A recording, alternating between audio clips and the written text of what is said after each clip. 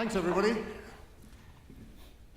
So I'm going to go through a couple of topics as we work through here. I'll go at a rate that's appropriate to keep us as on time as we can. We're about 15 minutes behind, but I won't overrun.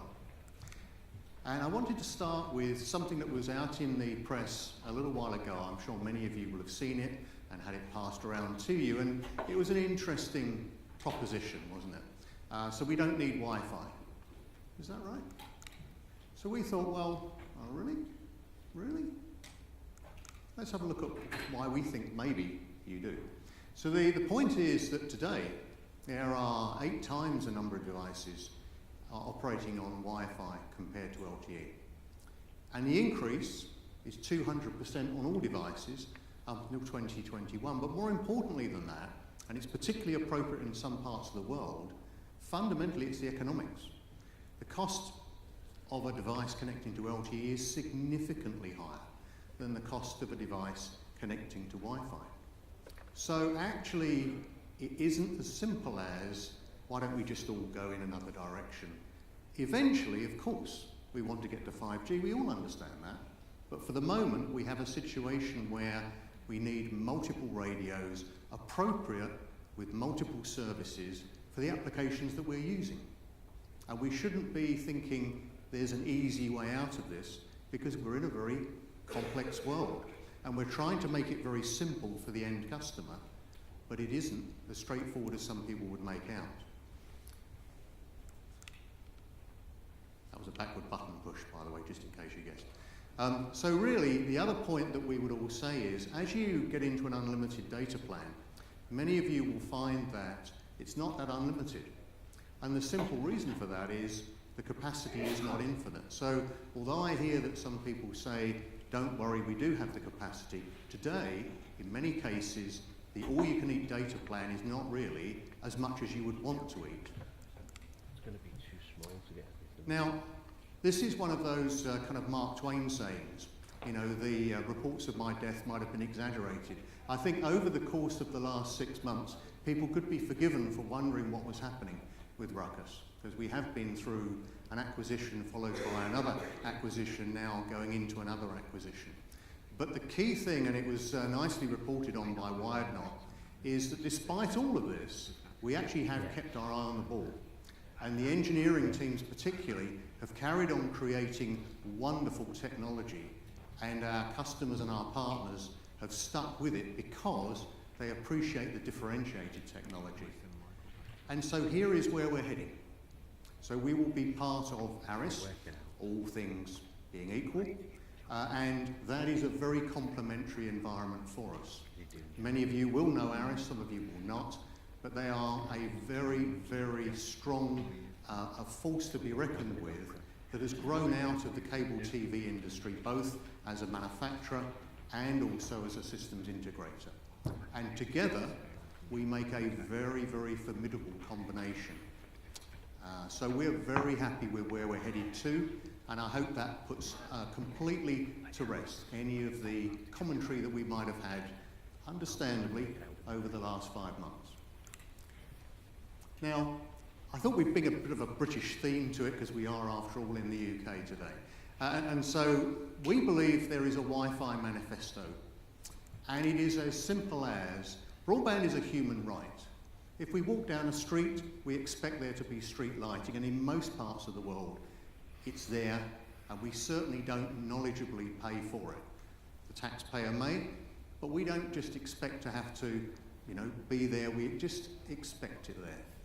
Why wouldn't that be the case with Wi-Fi, and why wouldn't that be the case that enables us all to connect in a way that we run our lives? Because everybody here has at least one device, but most of us, let's face it, we're in the business. We've got 4 or 5 devices, no doubt, that we're conscious of, and then a number that we know are around. So we really have to think this through, because, as I'll come on to in a minute, there are some really fundamental things which we have to get right. And if you look in 2 radically different parts of the world, some of the things which we've been able to do are quite profound. See, we take it for granted. We're sitting here and we take it for granted we can connect. How about if you couldn't connect to anything? How about if therefore you couldn't be educated to the same degree as somebody who was in a different location in the world? And we talked about this years ago when the internet first came out. Some of you will remember we were talking about, well, the internet will equalise everything and everybody will be able to get education. And you know what? It made a massive difference. It really did. But there are still billions of people in the world, not millions, billions of people in the world who don't have connectivity. And so some of the things which we're doing here really do make a difference. And this is Wi-Fi, and it is a very, very well thought through solution, getting to people who actually, although they still need to walk to where there is still a hotspot, the fact is they're getting a connection where they otherwise wouldn't do. And this is a powerful one. This is a completely different one, however. So Link New York City, I'm sure all of you will have read about this, and most of you may know that the underlying technology is, of course, Ruckus. But it's pretty impressive statistically. If you look at that and you say, well, you know, we're getting performance right the way across the city that means that almost everybody in the city no longer really needs to have their own CPE. They no longer need to have their own device in their apartment. They're getting phenomenal performance everywhere they go.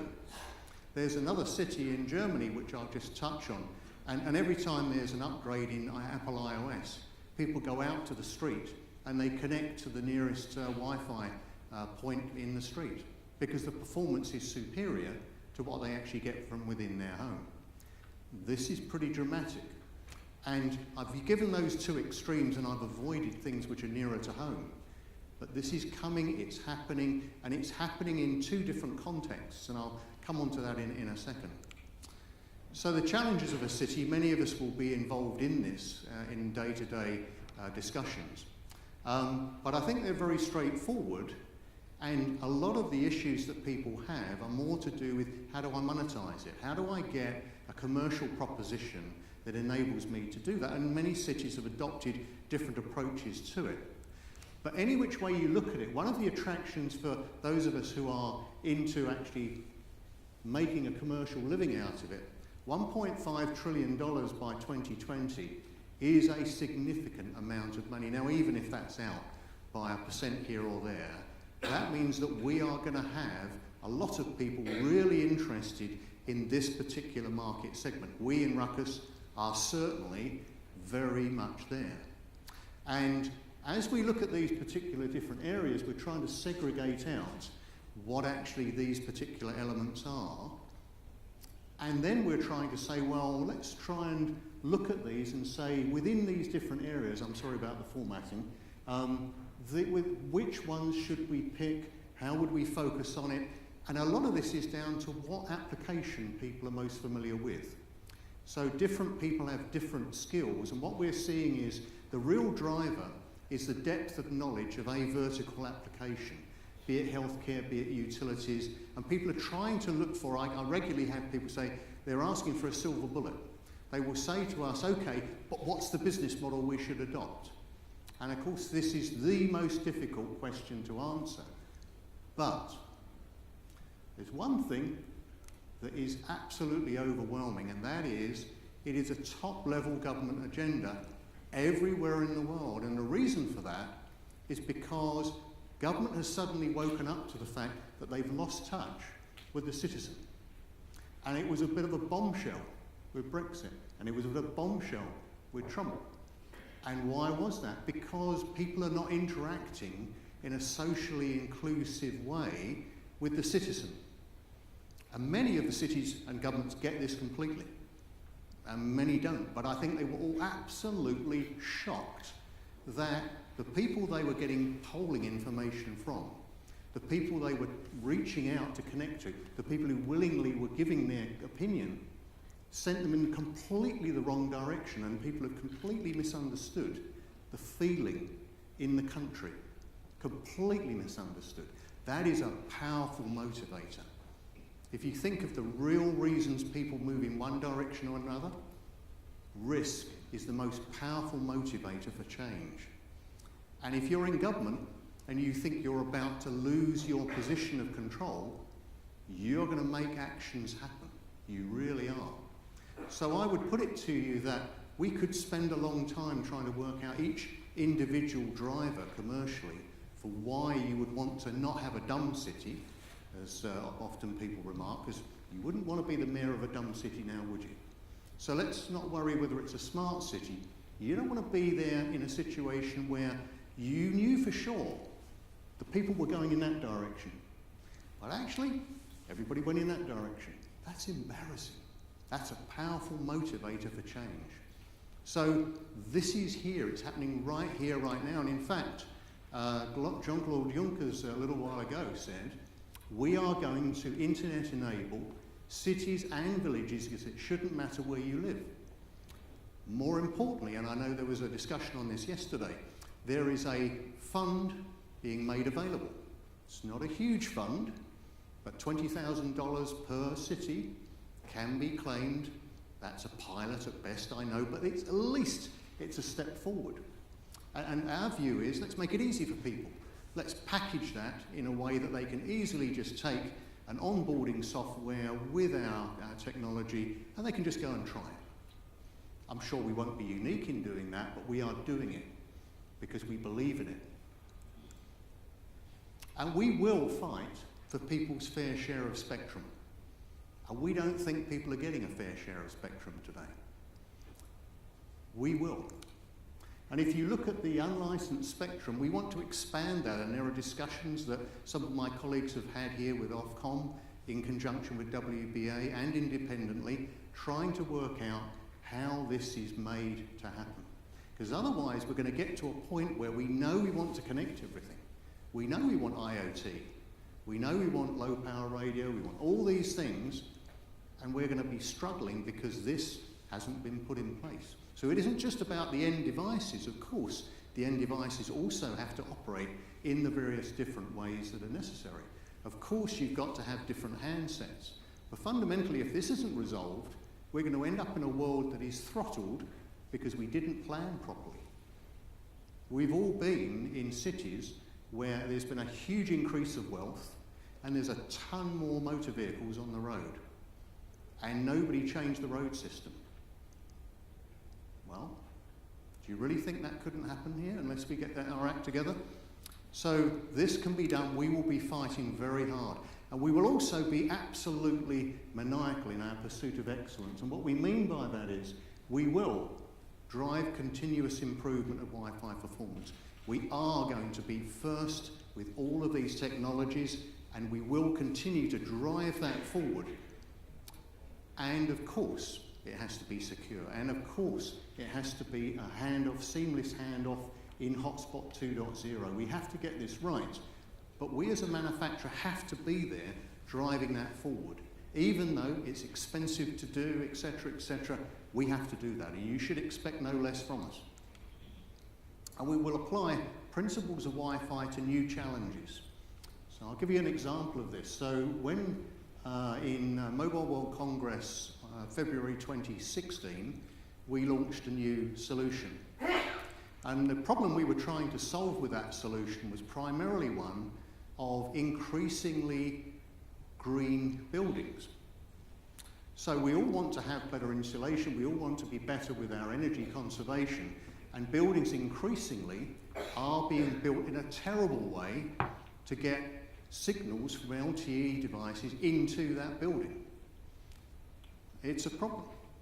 Now, you would ordinarily solve it, of course, for any large public venue, a stadium, an airport, a convention centre. Of course, you would use DAS, of course you would, because it makes sense, it's economic, it's okay, because it's a huge venue.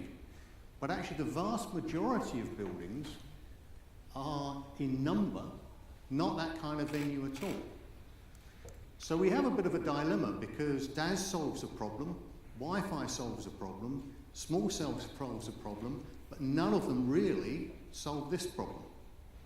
And so what Ruckus did a little while ago was to look at the problem of how could we solve this, and the approach we took was with something called OpenG technology. Many of you know a lot about this. But the whole point is you have a neutral host environment within the building. And the neutral host environment enables good proliferation of coverage with LTE, not just with voice over Wi-Fi, but actually with LTE. And it in the US is using the citizen band radio service, looking at the 3.5 gigahertz frequency. The frequency is less important than the principle behind it, but it's starting to take significant pull now. So when we launched it in a demonstration. Qualcomm had our system in their booth, they were demonstrating, we had it in our booth. Usual Mobile World Congress, thousands and thousands of people. I'm sure some people saw it and then it became a blur because there's so many other things there. So where have we got to here? Well, at the moment, we already have had 5 very successful trials with significant operators in the States. In fact, one of them now is going forward with a very big citywide trial. They're trials because in the main, the devices that you would want to connect to it, of course, are just starting to come forward. They're not widely available in terms of the handset. But as we move forward with this, we will prove the principle of the shared spectrum. And the shared spectrum, in our view, could look rather like that. Why wouldn't it? So, welcome to Ytopia. Our view is quite simply, you have dense areas covered inside and outside, unlicensed and coordinated shared spectrum, more networks operated by public and or private sector entities, and actually in many cases it's going to need to be private-public jointly.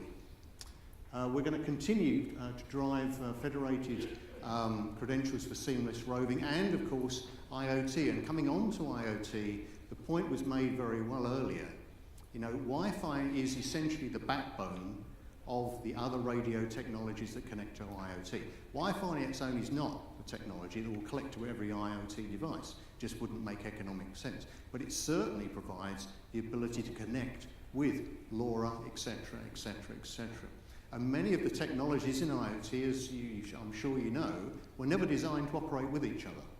They were designed entirely to do a particular function, typically connecting back to a sensor, might be a building operating system of some kind. But it was really intended as a closed-loop system. It wasn't some kind of a commercial, I don't want somebody else connecting with me. It was far worse than that from a standards point of view. Because actually, even if it was a standard, it often was a physical standard, but not an electrical standard. And in some cases, this has really become a bit of a problem, because now as we connect, as we all know, that's a very handy place for a hacker to go and look for a vulnerability. This is not trivial, but we have to take it on.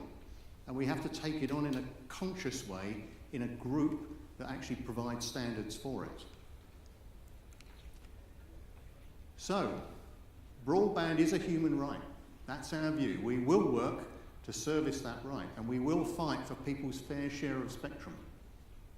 We will be maniacal over our drive towards excellence, and we will apply the principle of Wi-Fi to new challenges, like OpenG, like how do we get people to share spectrum, like how do we get enough capacity. We will continue to drive that throughout. And I know I've zoomed through this set, but myself and other colleagues are here to answer any kind of questions. So that's our view. Keep calm and Wi-Fi. Thank you.